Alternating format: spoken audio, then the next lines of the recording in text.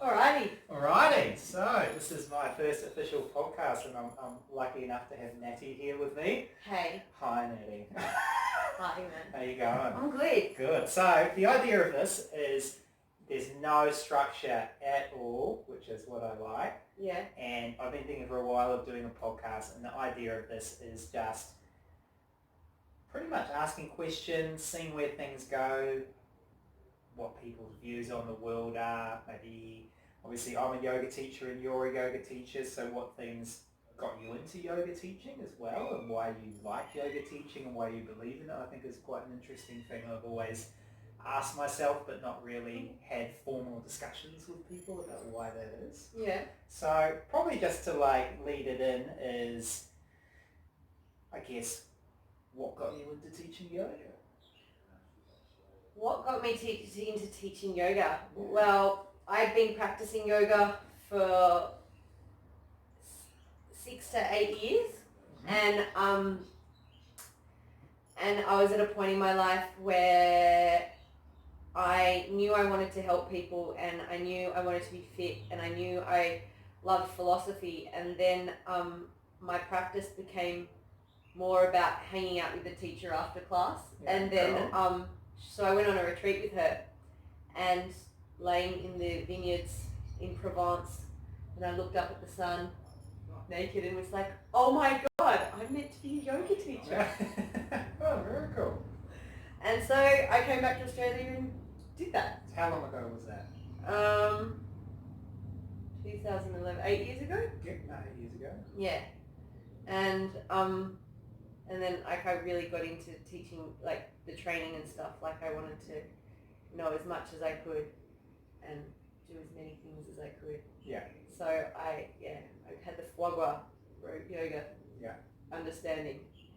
And so I spent a lot of time, I came back to Australia and spent a year reading all the texts for the training. Yeah. Because I couldn't afford to do the training. Yeah, cool. And then tried for the scholarship and didn't get that, and so then kept studying on my own, and then the following year I managed to pull enough money together to do it, and so then went from there and did it on a part-time basis.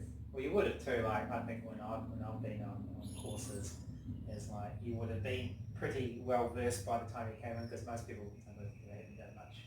Yeah, well, some people are that only, like, that was one of the things in the training, is that they said that you had to have done a minimum 6 months of yoga practice, and there were some students that literally found yoga 6 months ago and was doing their training. So it was really interesting, like there's quite a diverse bunch of people in the training, so it made it for interesting.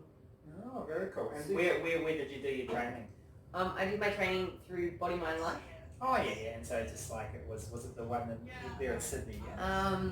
So it was when they just had opened the Surrey Hills one, yeah, in the second place, and so then in that then oh, I might do a little door close. So I can't be a bad boy.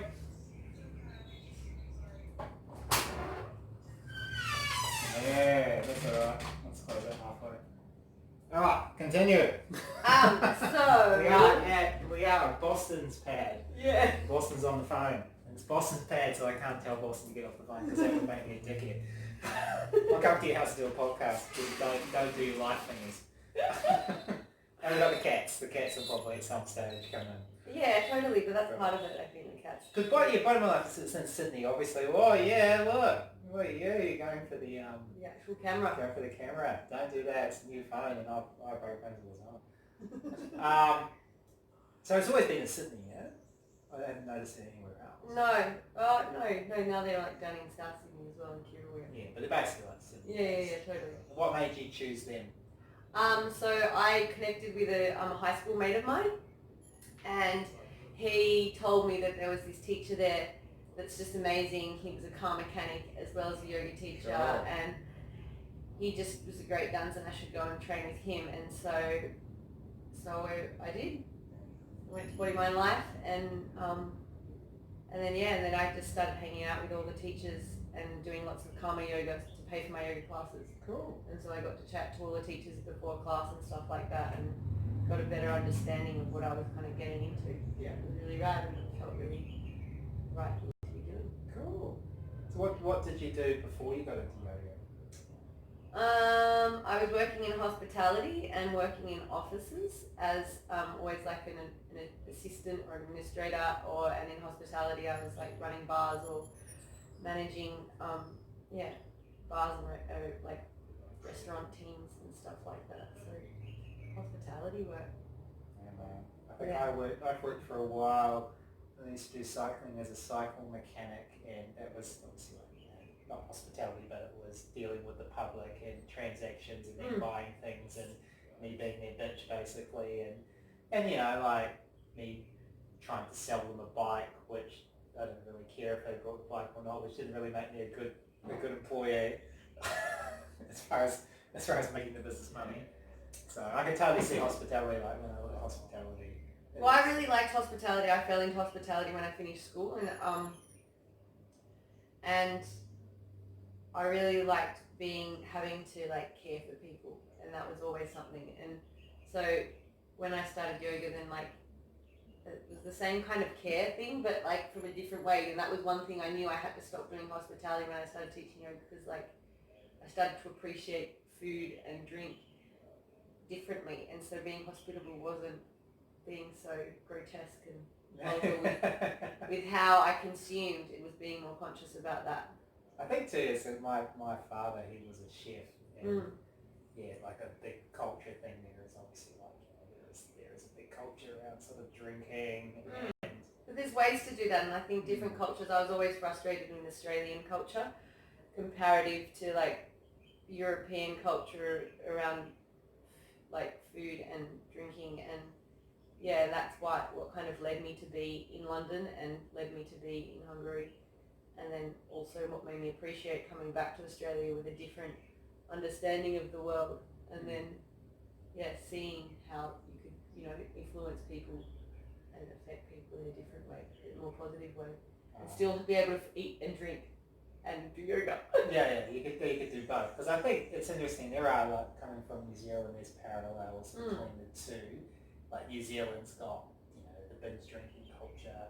Is there? Yeah, it's much.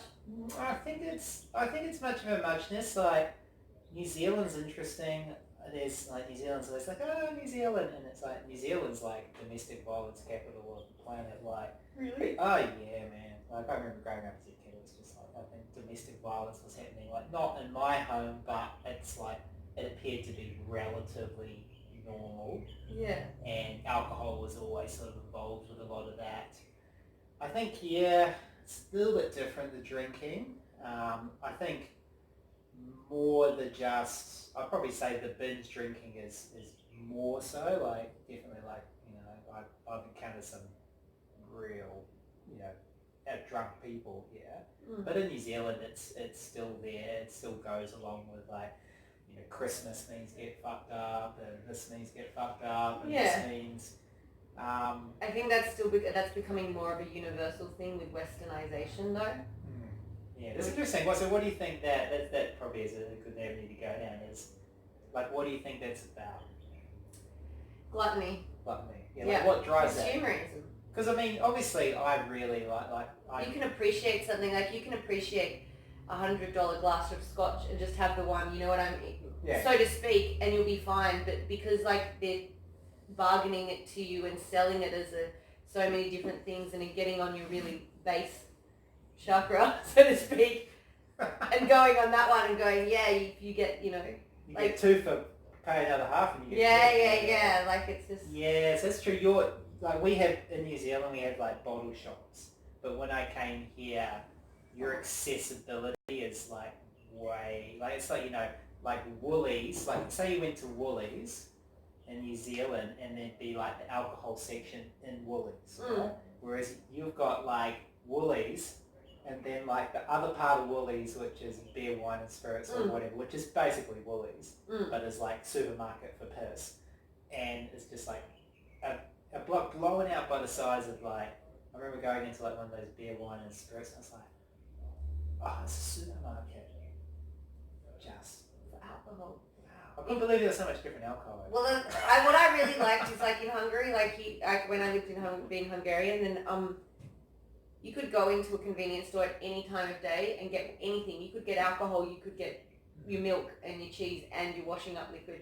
Like it was, but then, like, yes, there was alcoholism and there is and stuff like that, but a lot of people appreciated it differently. Like, it wasn't always the mission to go get fucked. It was like, that would be a side effect of being around so many people for such a long time and doing fun things, but you're always doing activities and stuff. Like, you know, alcohol's got to process through you, and or you're dancing, you know.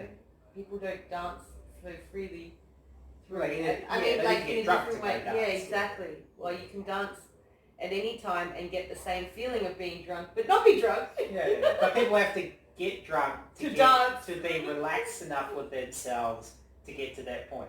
Which is kind of funny. But I would agree with what you're saying, where, you know, if you have these places that you go to, and yes, you could buy alcohol there and all your other things, I actually think that tends to curb excess use, as opposed to, like, you don't have that, but you go to this magical land where it's just like, it's like, and it kind of encourage, obviously it's just like, there's so much there, it's just like, you're like a kid in a candy store, you're like, whoa, there's this one, whoa, there's that one, like, you know? Yeah. You know, and so I can totally see how it happens. But I think it's interesting, I do think about, like, why, because I like Christmas and things like, I like seeing people come together, I like all those sort of social implications, but it's interesting in our side of the world how that also tends to be that we know, say, you know, when there's a public holiday on the Monday, there's going to be some messy shit going on Saturday night and even Sunday night. Yeah. So that's interesting, like, people come together, but then also, like you talked about, the gluttony of, like, also becoming incredibly intoxicated. Yeah. I think consumption in general is something that, you know, when you start fasting, we were talking about this the other day with Shannon, and it, like, when you fast and you start to realise how much we do consume. Yeah, it's constant. Then, it's like you're constantly just trying to not be dead, and it's just like you realise how tired. Or be afraid of feeling, you know. Or feeling hungry. Yeah, but or a bit afraid of feeling, like, you can be feeling something, so you eat something. You feeling something, so you do something else. So you kind of like missing feeling the struggle or the emotion or the heartache, which is actually really important for the human condition to evolve, is to have a challenge and to have a struggle and to have not everything at your fingertips, because the more convenience you put into people, then the less animal they are, or the less instinctual they are and creature-like. Yeah. But you think, too, that's an interesting, like, you know, coming here in New Zealand, like, I remember when I first came here, I was blown away by, like, aircon units. Like, we don't have them like that here in New Zealand. Really? Yeah, and it was like, you know, I mean, there's a lot of that stuff of, like... Well, that's the thing. Why live in Australia if you don't want, if you want to, like, yeah, don't live in Australia, go live in... But you see ads like, it's always going to be 22 degrees. Oh, it's perfect. It's always perfect. When it's winter, I'm going to be 22 degrees. When it's summer, I'm going to be 22 degrees. And that's like you're talking about, that's what is the underlying behind that, which is, I don't want to feel uncomfortable. I want to feel constantly in this, like, safe little control, bubble, yeah. in control. And I mean, you know, look at, like, a lot of things, you know, I mean, that's probably a huge part of the human... But it's an illusion of control, I think, as well. Of course, because when the power stops, or what happens if we get hit by, like, you know, talk about one of the major things that we haven't looked at is, like, solar flares. Like, we're guaranteed a solar flare in the next 100 years, which will basically wipe out most of the power on the planet. And the implications of that power outage... What's a solar flare? So solar flare is happening all the time. It's like, so the sun is like, it has, you know, it's a nuclear reactor, and it's sending up a lot of, like, pulses of energy. Yeah? And a solar flare is like a big sort of, like, nuclear reaction on the sort of outside of the, because this is a constantly nuclear reactor constantly all the time. And it's like goes a little bit further than it's meant to go, and it's like a pulse, yeah? And it hits us, and it's basically like getting hit by a electromagnetic wave, and it just knocks out power technology, yeah? And the implications of that are, like, millions of people dying, and it's like some... wouldn't necessarily be But it's something we haven't invested in, like, kind of like, there's this thing where you said we have this little bubble we're in, but that little bubble is actually constant. Like you said, it's not really real, and we're constantly having to enforce the bubble, you know, keep the bubble there. It's very interesting, isn't it? So you teach yoga and mental health. Tell me about that. How's that? That must be an interesting... Well, it's really good. The more like now that I've got into it a lot deeper, then I've started to really understand the physics of yoga and what the tools that we learn, how they're impacting the individual because of the way that certain patients can be labelled, and then how simply you can make them feel whole again.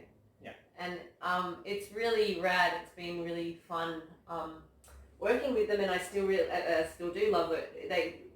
But now I'm seeing a better result from teaching them. So we've started to get. There's been an awakening. Like there's an awakening in people, and there's an awakening in how the patients are receiving the stuff, or whether I don't know. It's just really changed.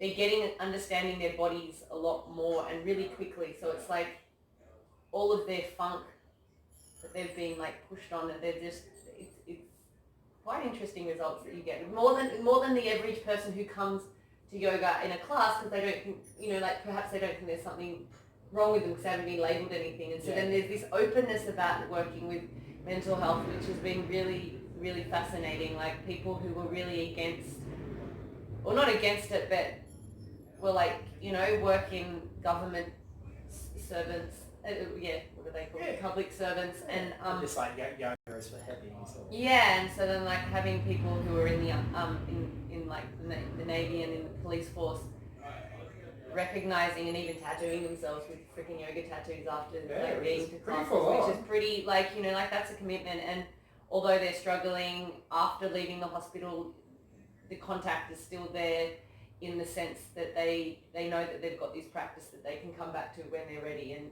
it's really cool to work with them because they're seeing the benefit of it, and the accessibility in society now is really rad because there's people coming from all over different areas in Australia, and then it's cool to have different yoga teachers that you can refer them to into all their studios. So it's growing the web or that circle of life. And dissolving the boundaries between mental health being something to look a part of or just something to work with. And so it's really cool, like doing a lot of breath work with them. I must say there's a lot of energetic shifts that happen with them really quickly, and it's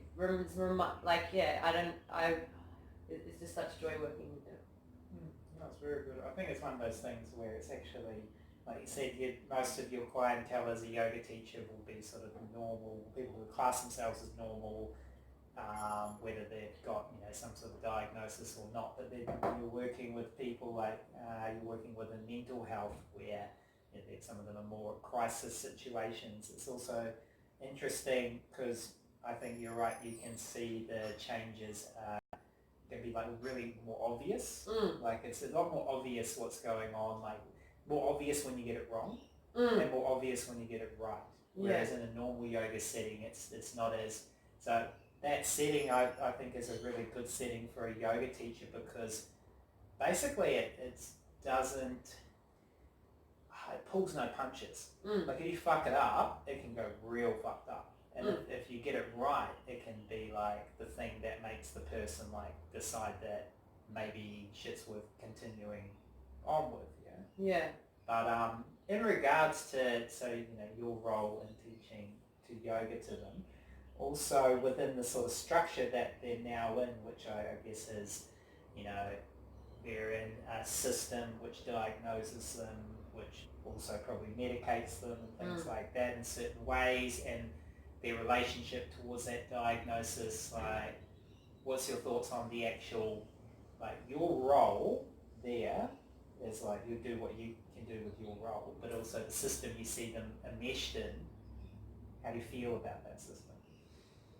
Well, it's been interesting because you're working with anomalies that you don't know how they're affecting them. And so my role or my way of looking at it is working with whatever's working with them. And sometimes, you know, like even you know, the ancient times, they use certain drugs to help them get to certain places. And so the way that I frame it to the people that are coming, that is that these are all training wheels, and then you keep the things that are important to you. And you know, some people aren't ready to lose some kind of, you know, habitual like pharmaceutical taking, and that's not really like something that I feel that I have to, you know, move into. They're in a system, and I do make them aware that they're in a system and they have a choice to come out of the system and control their own system. Do you see some of them, they also, I don't know what it is, it's like a very human thing, but they begin to, oh, come on, go, go. Whoa, so who have we got? This is Lola. Look at this, move like a tiger or a panther. Yep, come here. Go to here, show them how cool you move. Go. Lola. Lola. Whoa. This tail is like really, really long. Well, maybe it's because it's got no hair that we can see all the movement. Well, no, I reckon its skin's different. Yeah. we got Boston, so we just said we're at Boston's house. Good day. Boston can stick his head in. Maybe he'll do an interview with me after this. You won't see there. Sweet. That's prepared. That's it. Going back. Back into the hole. Yeah, I also see that people maybe get attached to the label. Oh, absolutely, and that's actually a really funny thing, that using emphasis or emphatic language to make them aware of that has had some really interesting conversations post classes. You know, like to say, like you were talking to me and like I'm bipolar. Oh right. Oh, I'm bipolar. Yeah. It's like, well, we're all bipolar. If you're creative, you're using both sides of your brain. So I'm depressed. Oh no, I've got post-traumatic stress. Yeah, welcome to everybody in the human race. I've got PTSD. I've got PTSD. Yeah. Well, I've got PTSD. Yeah, and so I think because you're aware that I use linguistics a lot to shape and change the way that I share things, so breaking the habit of being addicted to a label has been an interesting one. Because I think that becomes a limitation where it's it's so horrible. It's like saying I'm a shy person. Like if somebody tells you you're shy, then what are you going to do? You're going to behave in this way. You got it. Yeah, boy. You just hit it. Let's see. We'll just check that's still going. It should still technically be going anyway. Yeah, yep. Good job. Right. Maybe I should have been smarter. This is a learning curve, mate. That was really smart, really quick. I didn't even think of that. Right, I should have thought that at the start. Normally I'm a bit of a perfectionist, and that you nailed that one. Perfectionism. You know, speaking of perfectionism, actually, I've worked out that actually perfectionism is a great thing because it means you're always striving for something more, and being a human that's in a society that teaches you to be less. So this is coming back to that labeling, I guess, in a way. Yeah. Because if you're a perfectionist, then you're constantly trying to break an old shell. So if somebody's labeling you something, you'll go further. Yeah, and you'll go through that. And actually, it's kind of it's a good thing. And like for many years, I kind of put myself down about it and had to try to hide it. And I even tried on the shirt being lazy for 2 years. Oh no! And so recently, I've got out of that because it didn't serve me. Well, that didn't work. No, lazy doesn't serve anyone. Lazy's alright I can do lazy for like a week in Rarotonga. Yeah. But even then I'll surf like every day. Yeah. Yeah, I can't do the no movement thing. I just no shit. No movement. No movement. It's like, yeah, that's probably my number one thing to people is if you feel tired, move. Yeah. Not moving generally makes you feel more tired. Yeah, that's totally. what I find. If I'm tired and I move, I feel less tired. Yeah, totally. For sure. You got to move that. Yeah, but I think you're right when we're talking about this. I mean, it's interesting. In New Zealand, we call it tall poppy syndrome, and I remember it as a kid. Like, I think it's worse in New Zealand. Really? It's pretty bad here. It's bad here. It's pretty bad. I think New Zealand's a little bit worse because it's a smaller place. But I know it's here too, because I remember like when I moved here, I was aware of it. I think here it's in New Zealand. I was really aware of. There was this point when I used to compete with bodyboarding. And there's this point that you kind of go past where everyone's with you. And then there's this point where everybody wants you burn. You know, like you've gone too far, yeah? Like you're pushing too far. You know, you're pushing, you think you're... And it's not like you're walking around like, oh, the fucking shit. Like, you know, like maybe... You're just trying. Maybe American style, you know, think about like American style, like, oh, shit. Yeah. And like, you know, I remember when I got to LA and gone to surf in Mexico and like, you know, I find America a very strange place. But the one thing I say is like, no tall poppy syndrome. It's more like everyone's just like... get bigger and bigger, totally. And I think that's a weird thing. But it's a cultural thing because I mean, like Hungarians, heaps of Hungarians went from Hungary to America and made it big there. Yeah.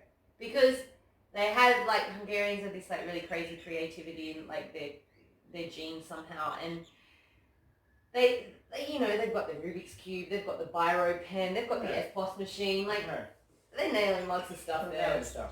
And the Americans, they all loved it, and that's what I really love because that's multiculturalism gone well. Yeah, the Americans don't like get out of that country. Yeah, exactly. They were like, no, let's make this like the freaking. Yeah. I mean, obviously there was some stuff going on, but like, yeah, it didn't have so much of that tall poppy thing. They actually praised the tall poppy, which is. Whereas here, like you could imagine the Hungarians coming to Australia. Yeah. And the Australians like just hammering them down. Like you immigrants, blah, blah, blah. Well, that's the thing. I mean, that's actually what happened to me in primary school, you know. Yeah, why are you eating salami? Like, why are you eating dried fruit and nuts for lunch for? Like, where are your freaking dyed pink wafer biscuits? Yeah. So, no, I mean, I mean, here New Zealand has that. New Zealand has that as well, but I would say that coming to... It's also different than the old Indigenous thing. Like in New Zealand, the Indigenous population... You know, they didn't do well out of, I guess, like New Zealand being settled by the Europeans, but then also English. But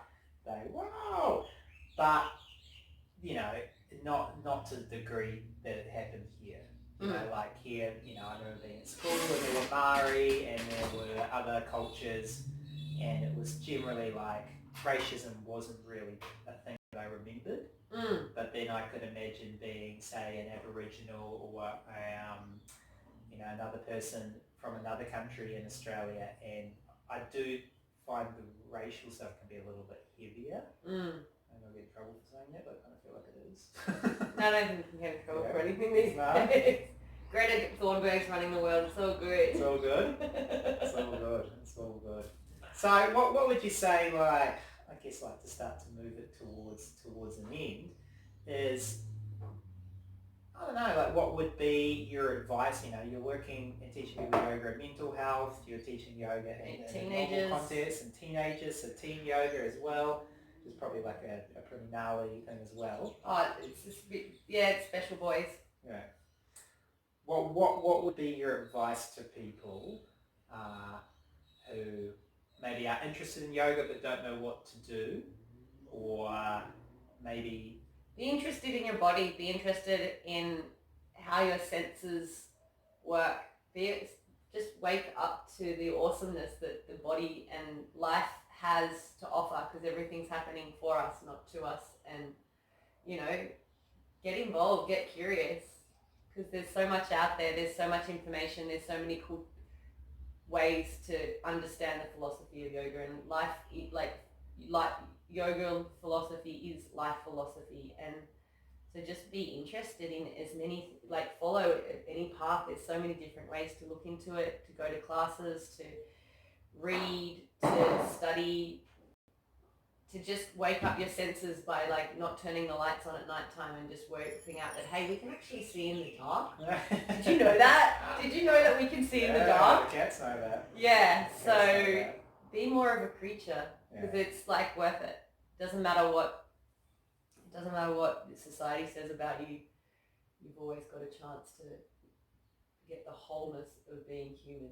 What would be your advice to someone who maybe wants to do something but is afraid to do it because of what their peers would think of them? What would you say to them?